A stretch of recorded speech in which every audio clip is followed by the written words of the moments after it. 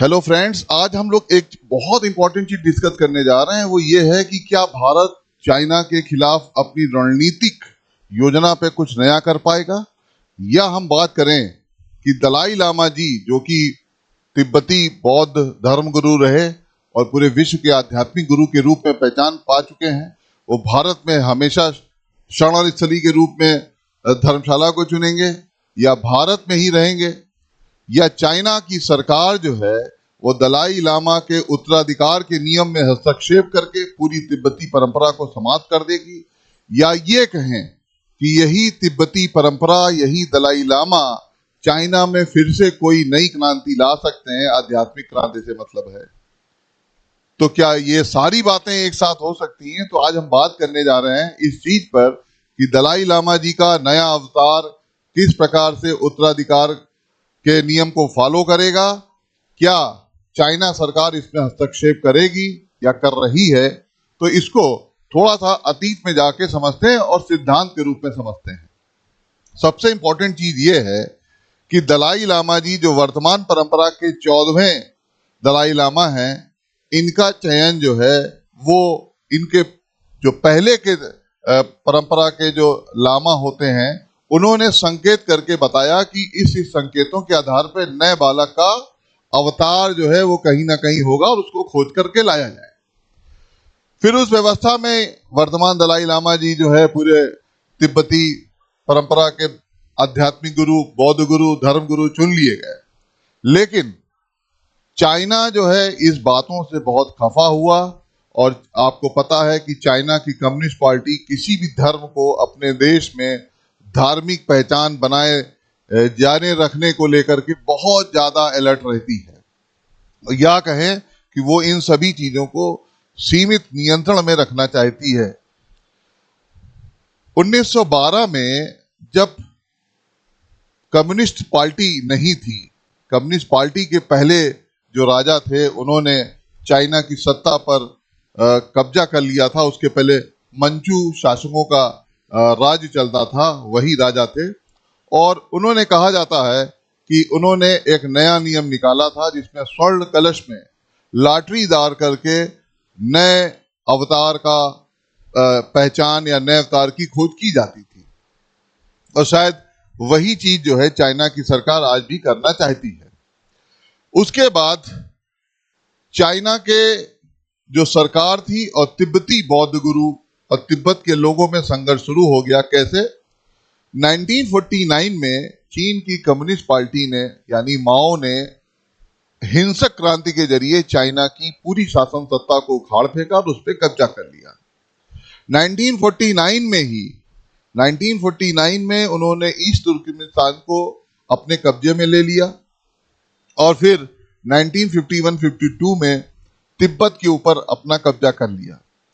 और उसके बाद से लगातार ये कोशिश जारी रही कि दलाई लामा और उनके समर्थक और तिब्बत के लोगों को अपने नियंत्रण में रखा जाए। लेकिन 1959 से ही दलाई लामा ने भारत में शरण ले ली। दलाई लामा का ये कहना है कि तिब्बतियों की एक संस्था है जिसका नाम है गंदेन फोरड्रांग। गंदेन फोरड्रांगी ये तय करती है कि अगला जो दलाई लामा होगा उसके चिन्ह क्या होंगे, कैसे उसको खोजा जाएगा, और उसके बारे में वर्तमान समय के दलाई लामा जो कि ये घोषणा कर चुके हैं कि 130 वर्ष जिएंगे, वही तय करते हैं कि उनके बताए गए चिन्ह किस बालक में पाए जाएंगे। यानी किसी बालक को चुन करके, खोज करके ही उसको अगला दलाई लामा नियुक्त कर दिया जाता है। अब इस कंडीशन में जो गांदेन फोरड्रांग है, इस संस्था की जो अपनी पारंपरिक ऐतिहासिकता रही, अपना पारंपरिक अधिकार रहा, उस पे चाइना की सरकार जो है वो अड़चने डालती चली आ रही है। हालांकि मानवाधिकार जो संस्थाएं हैं, अमेरिका, यूरोपीय देश, भारत समेत कई देशों ने इस परंपरा को रखने की बात कही और चाइना के इस नियम की उसके विरुद्ध कड़ी प्रतिक्रिया की। लेकिन अब मैं आपको बताना चाहता हूं कि किस प्रकार से भारत के लिए ये एक सांस्कृतिक सुअवसर है। तो आपको बता दूं, 2012 में जब शी जिनपिंग की सरकार आई थी, उसी समय से ये तय कर लिया गया था कि भाई भारत या चाइना या जहां जहां पर भी तिब्बती लोग रहते हैं, इनको अपने नियंत्रण में कैसे लाया जाए। तो सबसे पहले तिब्बती परंपरा के जो संकेत होते हैं, उन संकेतों को नष्ट करने की प्रक्रिया चालू हो गई। यानी कि शी जिनपिंग के शासन के बाद से कोई भी व्यक्ति दलाई लामा के प्रति कोई अपनी आस्था सार्वजनिक रूप से व्यक्त नहीं कर सकता था, उनकी जुड़ी मूर्तियों को नहीं रख सकता था, उनकी फोटोओं को नहीं रख सकता था, सार्वजनिक समारोह में उनके लिए नहीं बोल सकता था, और तो और आपसी वार्तालाप में भी दलाई लामा का जिक्र जो है वो नहीं किया जा सकता था। ऐसा करने से उसको जेल हो सकती थी। 1987 और 89 में जब चाइना के कम्युनिस्ट नेताओं ने देखा कि लंबी प्रक्रिया के बाद भी वो तिब्बत के लोगों को अपने नियंत्रण में नहीं ला पा रहे हैं, क्योंकि पूरे विश्व में इस विचार को जिंदा रखने के लिए अलग अलग लोग प्रयासरत रहे हैं, तभी से उन्होंने एक नियम चालू कर दिया कि 5 वर्ष से ऊपर के बालक को कम्युनिस्ट पार्टी के स्कूल रखेंगे और वो 5 वर्ष से ऊपर के बालकों को जबरदस्ती उस स्कूल में रखा जाएगा। और ये जो बच्चे हैं ये तिब्बती माता पिता से जबरदस्ती ले लिए जाएंगे, और उन माता पिता को भी साल में 1 या 2 बार बहुत सीमित समय के लिए मिलने का अवसर दिया जाएगा और उनको कम्युनिस्ट एजुकेशन दी जाएगी, ताकि आने वाले समय में वो दलाई लामा और तिब्बती परंपराओं को अपने दिमाग से निकाल दें। सन 2008 के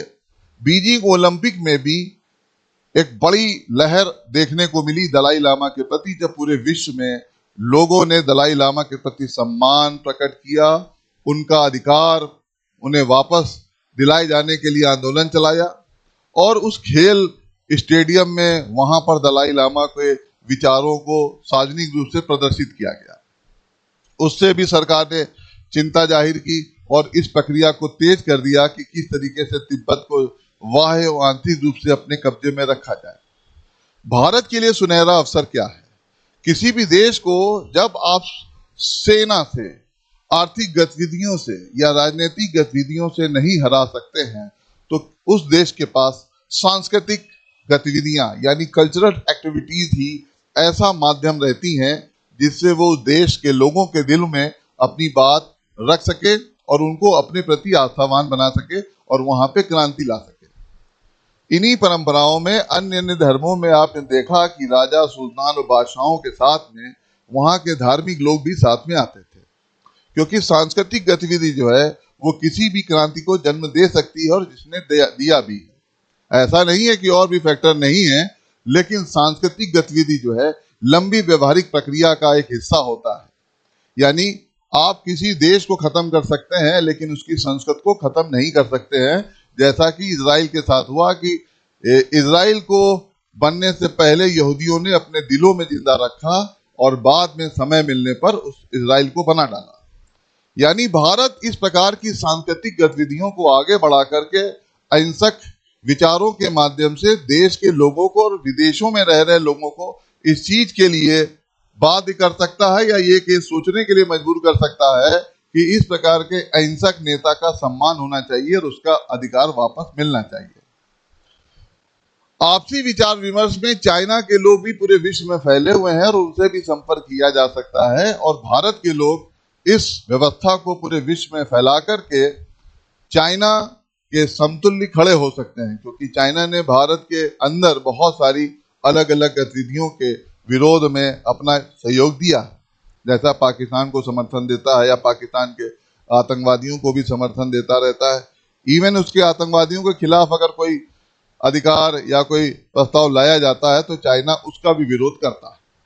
तो ऐसी कंडीशन में जब यूनाइटेड नेशन भी इस प्रक्रिया को पूरी तरह से नियंत्रण में नहीं रख पा रहा है, तो भारत और उसके नेताओं और उसके लोगों और तिब्बत के लोगों के बीच में इस विचार को तेजी से फैलाया जाए और पूरे विश्व में इसके लिए एक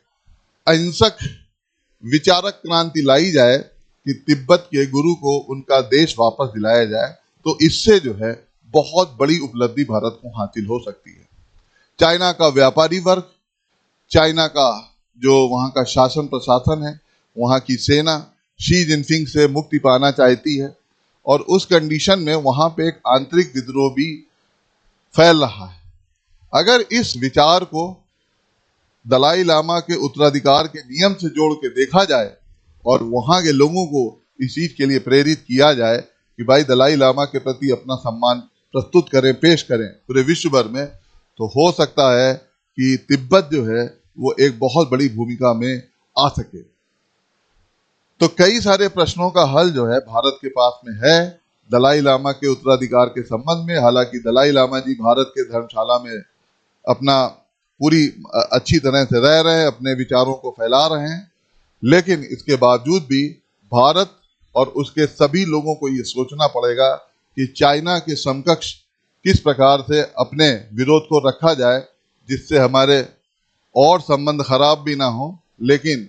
जो वो हमारे खिलाफ हिंसात्मक क्रियाओं में हिस्सेदारी देता रहा है, हम अहिंसात्मक क्रियाओं के जरिए उसकी शासन व्यवस्था में अपने प्रभाव को लाने की कोशिश करें। तब तक के लिए थैंक यू, नमस्कार, फिर मिलेंगे, जय हिंद।